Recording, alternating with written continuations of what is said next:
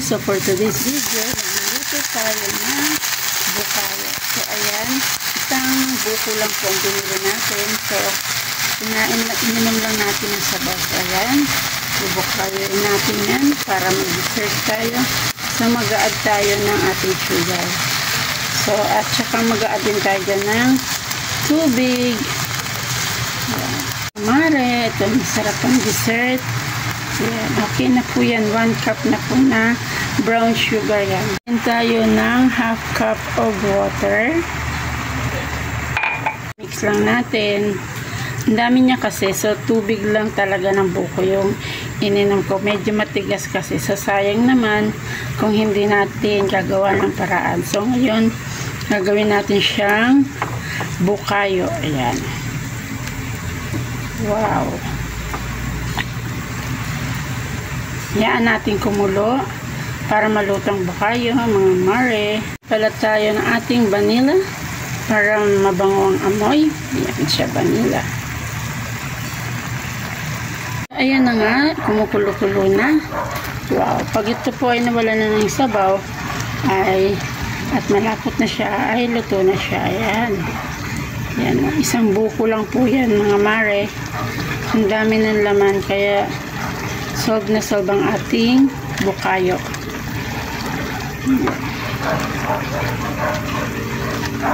Hayaan lang natin kumulong-kumulo para maluto ang ating buko.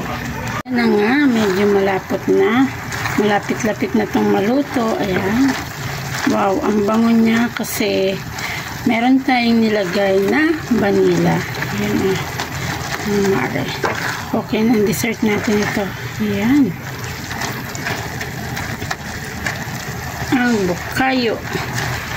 Isang buko lang po ito, mga mare, pero sobrang dami ng laman. Konti lang yung sabaw niya. Parang half glass lang po. Ayan, i-mix natin. Medyo malapot na. Ayan. Medyo malapot-lapot na siya. Ibig sabihin, malapit na maluto ang ating bukayo. Yan, mga mare. May pan-dessert na tayo. Ayan na nga, oh. Malapit na siyang maluto. Meron na tayong dessert na bukayo. Ayan. Ayan na. I hope nag-enjoy po kayo sa aking video. Don't forget to like, share, and subscribe. Mga mare, yung gumagalaw na yung aking kawali. Ibig sabihin talagang luto na siya.